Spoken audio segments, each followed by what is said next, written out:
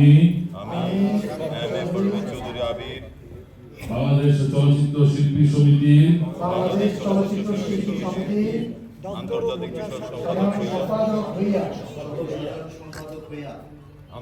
বিষয়ক সম্পাদক হইয়া সত্যচিত্তে শপথ করিতেছি যে আমি যে কর্তব্যভার গ্রহণ করিতে যাইতেছি তাহা সমিতির বিধান অনুযায়ী ও বিশ্বস্ততার সহিত পালন করিব। আমি বাংলাদেশ চলচ্চিত্র শিল্পী সমিতির গঠনতন্ত্রের প্রতি বিশ্বাস ও আনুগত্য পোষণ করিব